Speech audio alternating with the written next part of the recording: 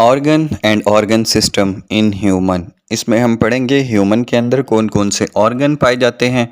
आपको पता है डिफरेंट टिश्यूज़ के मिलने से ऑर्गन बनते हैं और वो किस तरह से काम करते हैं और ऑर्गन सिस्टम्स क्या होते हैं। तो आइए आज का टॉपिक स्टार्ट करते हैं जो है ऑर्गन इन ह्यूमन बॉडी। इस टॉपिक में हम ऑर्गन के बारे में बात करेंगे। वीडियो को एंड तक ज़रूर देखिएगा। अपनी वीडियो स्टार्ट करते हैं। अस्सलाम वालेकुम students, welcome to Bio Brain. I am Rafiq Khan. हम पढ़ रहे हैं बायोलॉजी 9th क्लास चैप्टर 5। इस सिलसिले में हमारा आज का टॉपिक है organ and organ system in human, जिसमें आज हम पढ़ेंगे ऑर्गन इन ह्यूमन बॉडी। आप जानते हैं कि इंसानी बॉडी के अंदर बहुत से ऑर्गन्स पाए जाते हैं जो स्पेसिफिक फंक्शंस को परफॉर्म कर रहे हैं, जिनमें से चंद एक हमारा आज के टॉपिक में है। सबसे पहले है हार्ट। हार्ट मींस दिल। दिल का काम होता है खून को पंप करना। आप सब जानते हैं ये पूरी बॉडी में खून को, ब्लड को पंप करता है, ब्लड सप्लाई बढ़ाता है। एंड बेसिकली ये ऑर्गन जो है वो ऑक्सीजन की डिलीवरी कर रहा है एंड न्यूट्रिएंट की डिलीवरी कर रहा है, क्योंकि ऑक्सीजन है ब्लड के अंदर और न्यूट्रिएंट्स हैं जो कि ये हर सेल तक पहुंचाता है। 1 मिनट के अंदर आपका जो है ब्लड है वो पूरी बॉडी के अंदर घूम जाता है। उसके अलावा ये रिमूवल ऑफ वेस्ट प्रोडक्ट भी करता है। ब्लड जब जाता है किसी सेल के पास तो वो ऑक्सीजन और न्यूट्रिएंट्स डिलीवर करता है, जबकि उनकी waste product like carbon dioxide और दूसरी वेस्ट प्रोडक्ट जैसे कि यूरिया वहाँ से कलेक्ट कर लेता है।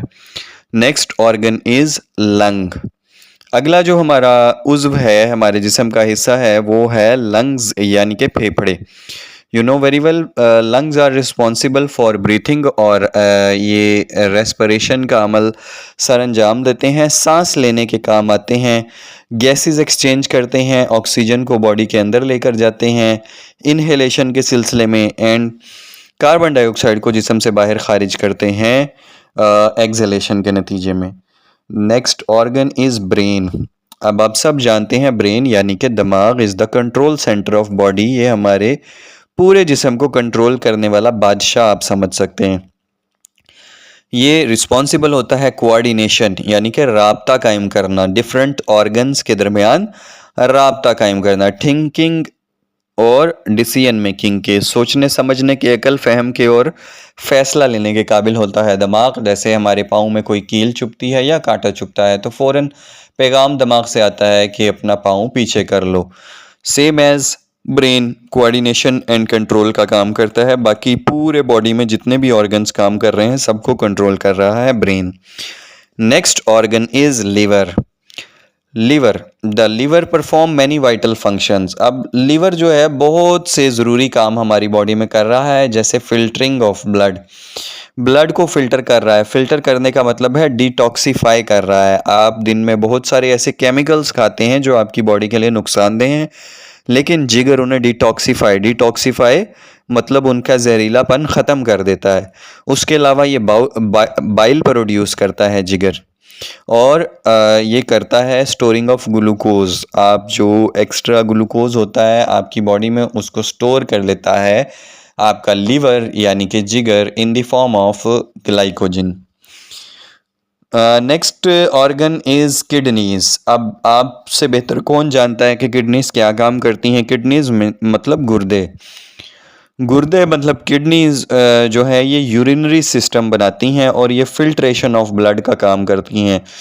फिल्ट्रेशन ऑफ ब्लड में ये यूरिया को ब्लड से निकाल लेते हैं और जिस्म से बाहर खारिज कर देते हैं। तो इस तरह हमारे खून की सफाई के लिए या चाय छानी वाला की तरह खून को छानने के लिए काम आती हैं हमारी किडनीज।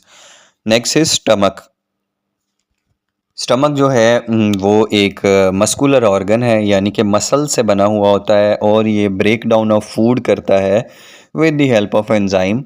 खुराक की तोड़ फोड़ करके उसे जज़ब करने काबिल शोरबे में बदल लेता है, जिसे हम काइम कहते हैं।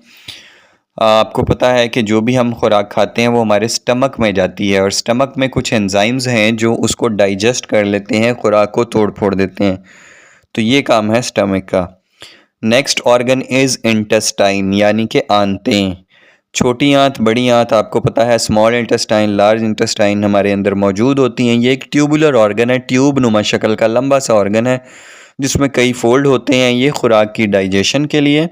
और absorption of nutrients, absorption of nutrients का मतलब है खुराक के अंदर जो न्यूट्रिएंट्स हैं, जो ताकतवर मादे हैं, उनको जज़ब करता है डाइजेस्टेड फूड में से। फूड डाइजेस्ट होगी बेटा स्टमक में, उसके बाद वो आएगी इंटेस्टाइन्स में, और इंटेस्टाइन में उनके अंदर जो न्यूट्रिएंट्स हैं उनको एब्जॉर्ब करके जिस्म का हिस्सा बना दिया जाएगा।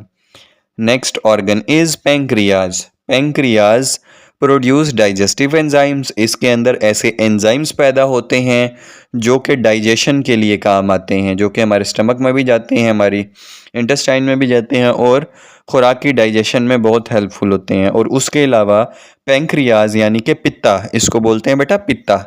पित्ता जो है वो हार्मोन्स भी बनाता है। अब हार्मोन कौन कौन से बनाता है? Insulin and glucagon.